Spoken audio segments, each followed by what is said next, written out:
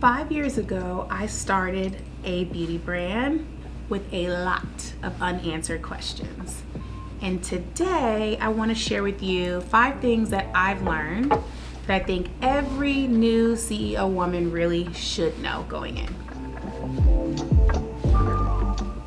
The first thing I would advise is to lead with confidence.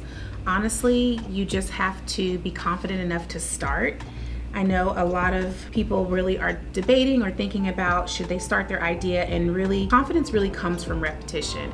It just really comes from doing the very thing that you're setting your mind to do. And the more you show up and being consistent, the more confident you'll be at that. So I would definitely say you have to start the entire process going in extremely confident. You got this. The second thing that I would definitely say is that you don't have to be tough in order to be taken seriously. I think I went into business thinking that I needed to be harder or less empathetic, sometimes just very serious about things all the time, which isn't always necessarily my personality.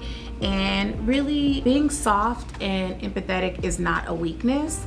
And honestly, discernment is your strength. You should know when those moments, like negotiating, for example, or doing a business deal, be a little bit more stern and protect things that are important to you. But when it comes to just interacting with people every single day, just remember that business is personal.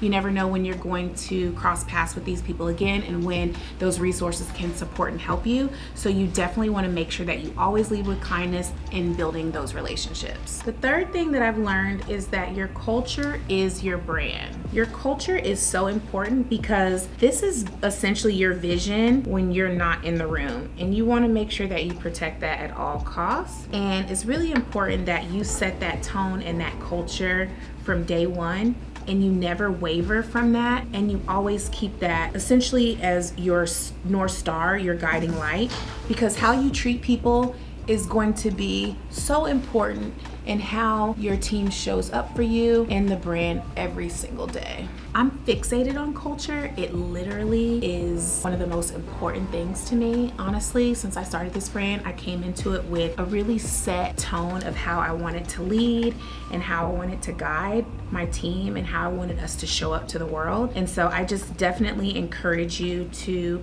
take some time, figure out what you want that to look like, and make sure that you never let that shift as you continue to grow. Whether you have 1 employee or you have 30 employees like I have, they will all feel the same culture from day one. The fourth thing that I would speak to is visibility. Visibility is really powerful, but honestly, alignment is everything. You really don't owe the world access to you, but you definitely owe the world the opportunity to share your story, why you created the brand, and all of the things that you intentionally, did that you want to share with the world. So it's just more important to show up in a way that's important to you, that aligns with how you want to show up. If you want to be the face, great, be the face. I initially did not want to be the face because I was kind of misguided in my thinking that it would not allow me to protect my peace. Obviously, when you're very visible on social media and online, it comes with trolls, it comes with haters, it comes with people giving you their opinion and their thoughts about things that really have nothing to do with them. And that to me was something that I didn't really want to intentionally invite into my life. I came to realize, honestly, showing up and sharing my story and inspiring other people is actually more powerful than being concerned about the people who may have negative input or the naysayers. And I just really had to come to terms with, okay, how can I show up in a way that's comfortable for me, in a way that aligns with the way I want to run the brand, but also make sure that I'm sharing the story, I'm sharing the intention, and I'm being visible. It is important.